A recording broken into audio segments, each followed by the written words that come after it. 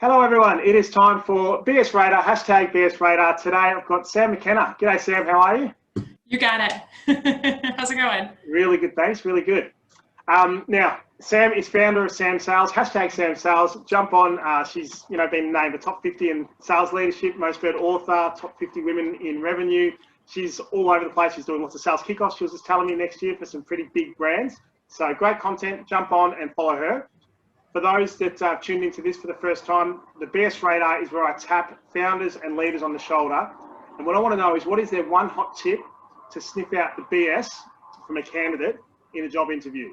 So Sam, you've got lots of experience founding your own business and through lots of pretty big businesses. What do you got for us today?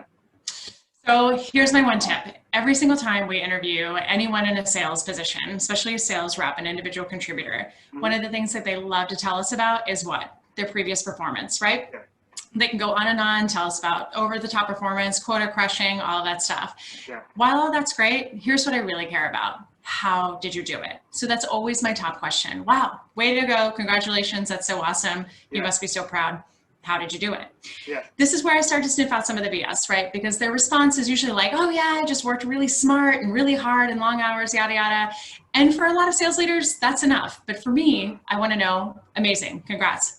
How did you do it? Yeah. So I'm always looking for that process, right? Instead of them just telling me about their performance and what they did, which frankly, anybody can say they did anything these days. I want to know what their process is. Those really good sales reps, right? They're keen on telling you immediately what their process is. I'll tell you how I did it. I'll tell you how awesome I am. That's what they want to tell you. Yeah. Easiest way to sniff out BS right then and there.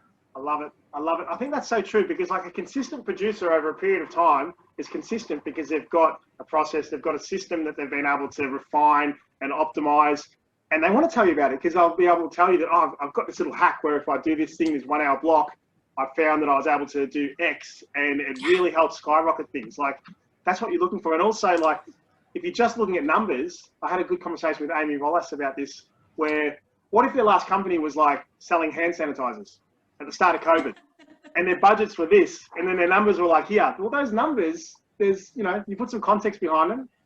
That's exactly right. And first of all, Amy is a total genius. So just listen to anything that she says first and foremost. But second, she's exactly right. So think about that. You also don't know the exact structure of any organization. So perhaps people were co-selling together, right? And so that person can walk away and say, yeah, I was 300% of quota, when really they were just the assistant junior sales rep. They weren't actually running the process. You don't know if they walked into somebody's territory. You don't know if somebody left suddenly, if they croaked, you never know, right? And somebody inherited territory. You also don't know if a massive deal just happened to fall in their lap because of a previous buyer moving into that account. So you really need to dig into the how and the process.